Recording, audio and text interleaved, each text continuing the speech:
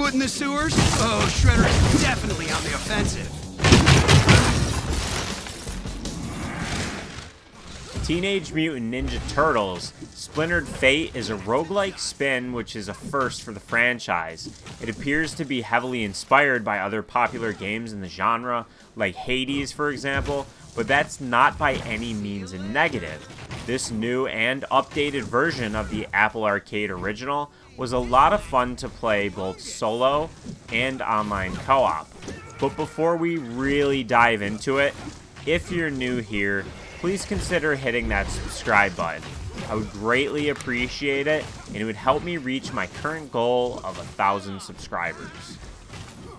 And if there's a certain aspect of the game you're really wanting to know more about, I'll have timestamps so you can quickly jump to your area of concern in case you're already familiar with the story premise, gameplay, or how the upgrade systems work, but I did want to give my take on these things prior to talking about the online co-op.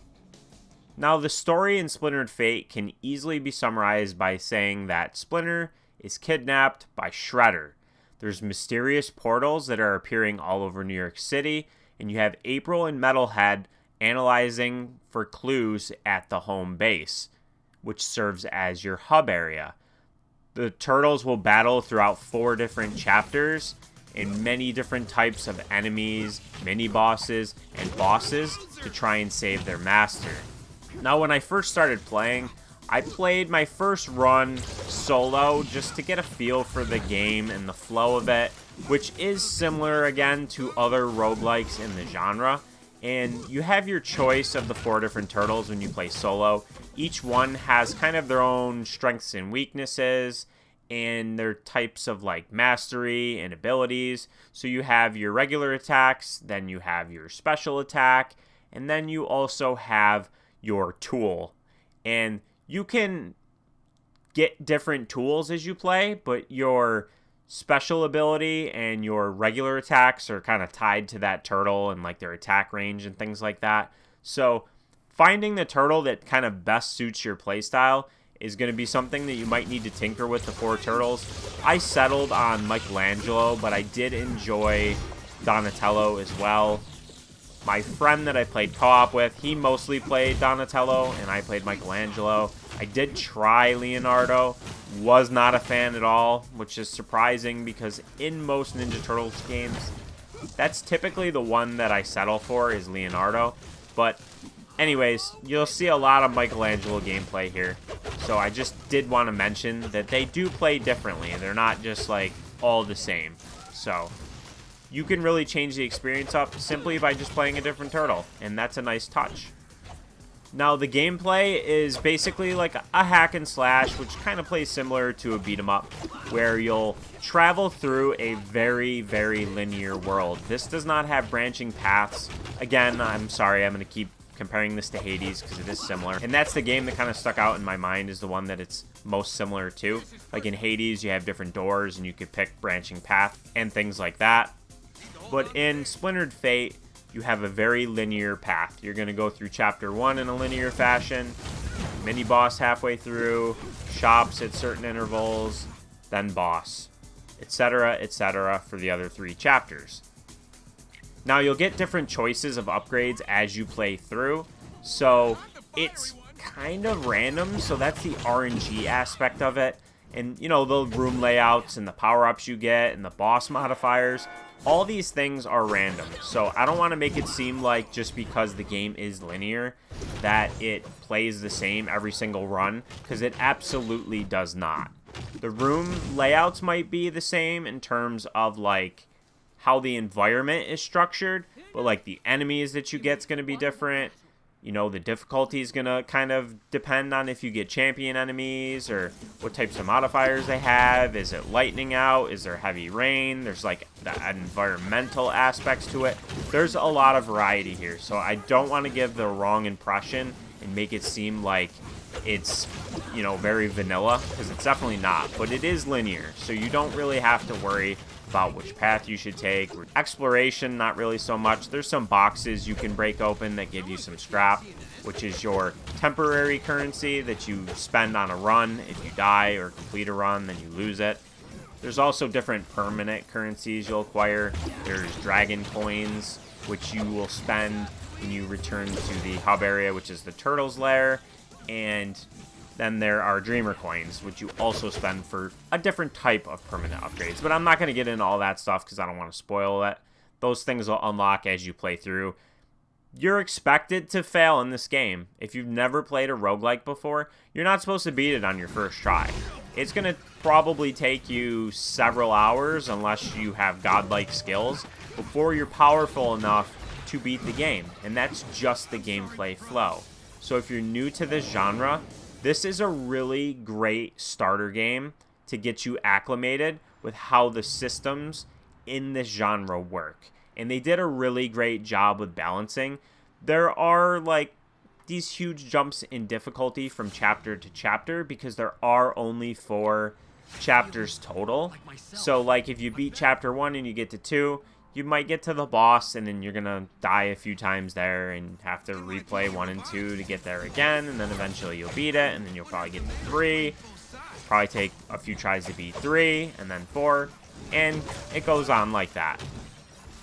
There's a lot of different elemental effects in the combat, like water and fire and dark and light, and it's always different what it gives you, and you're kind of at the mercy of what it gives you. You might have a run where it goes really well and RNG's on your side and you have a really good build, and then there's times where you won't, and it's going to depend on your skill and really trying to make the best out of the situation that you're presented. And that makes the game feel fun, and it can be a little annoying, sure, if you don't get a good build. But overall, I had fun with it, even when I didn't have a great build, because it kind of challenged me to see how far I can get knowing that I was slightly underpowered. So as you play through, each room that you're presented, sometimes it'll just be a power-up. You grab the power-up, and then you move to the next. Other times, it'll be an enemy room, which is what the bulk majority of them are, and these serve as like battle arenas essentially. You have to clear all the enemies on the screen, and then once you do, usually you'll have your choice between an upgrade or maybe just some of the currency types or maybe temporary boosts. There's like power-ups you can get that last maybe like 4 rooms or so, and they'll buff some of your stats just temporarily. And then eventually you'll enter a shop area, which is kind of like a chill moment where you can shop at the store using your scrap you've acquired on that run, and there's an artifact chest so that you could swap your artifacts if you want to. Then you'll get a mini boss and some more arenas and then a boss, and then you'll move to the next chapter. So that's the flow of the game. So with all that said now, let's get to the co-op, because it has some issues that I did want to highlight, but overall I did enjoy it. So the game works the same. It doesn't seem like there's a way to do like quick play. So if you're going to play the online co-op, and you can play this up to 4 players, you have like this room code or room ID that the host has to create a room and then share that with the other person, and then they can join using that code. Now, when you join into a co-op lobby, you pick your turtle that you want to play as, and so does the other person. Now, you can't switch when you return to the turtle lair like you can in single player. So if you do want to switch, either the guest player has to leave and then rejoin, and then they can just switch. Or if the host wants to switch, they have to remake the room. It's a minor annoyance, and I'm not entirely sure why it functions this way, but I did want to mention it. The gameplay is exactly the same as it does in single player, but the online does have a little bit of latency issues in that the host is fine. The game runs butter smooth for the host. For the other player, and I only played this 2-player co-op, so I would imagine it's probably even worse 3 or 4 players, but my friend has fiber internet, and I have just regular cable internet. When I hosted, he said it was awful. Like, it was so choppy and laggy, it was almost impossible to play. When he hosted on his fiber internet, it was much better for me as the guest player, but I did have some instances where there was like a stutter, and I would get hit sometimes when I would dodge an attack, because on my screen I'm dodging the attack, but I think since matters of milliseconds behind, that I was actually getting hit probably on his screen.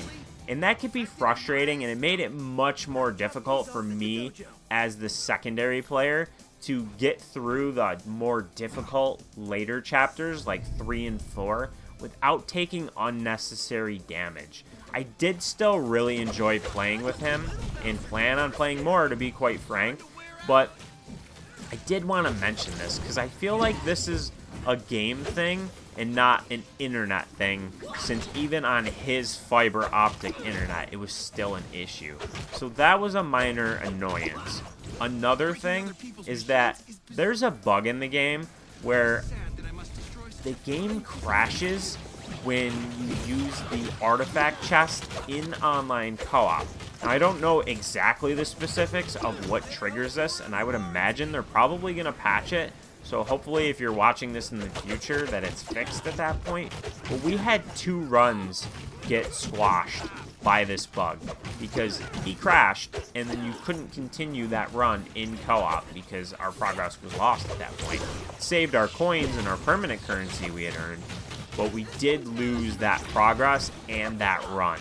So that was another issue that was frustrating.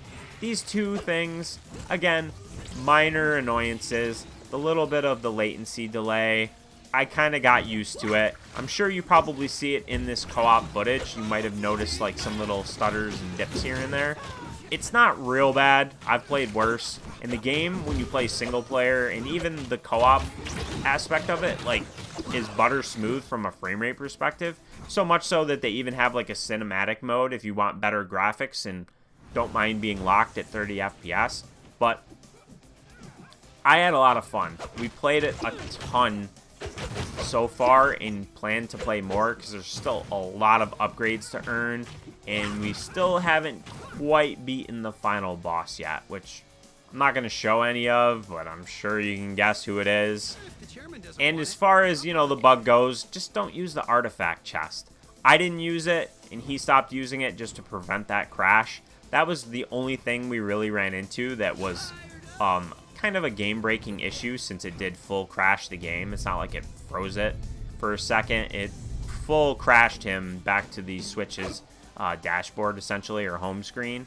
And, yeah, lots of fun in co-op. Really enjoyed it.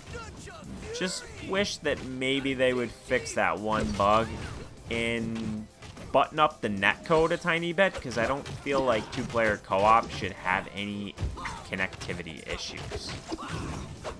But with all that said, a special thanks to Super Evil Megacorp for the review copy so that I can create this content for all of you.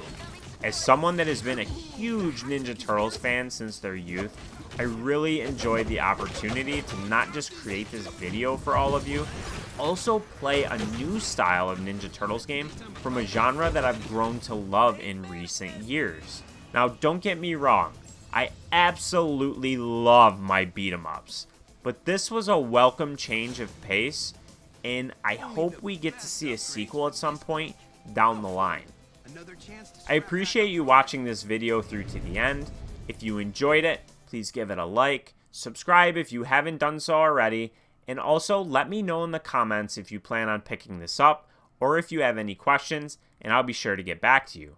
And if you did play this and you did play the online aspect of it, let me know in the comments. Did you have any sort of connectivity or lag issues when you played? I'm curious to see if other players are dealing with this as well. Hopefully, again, that they button it up a bit with the netcode.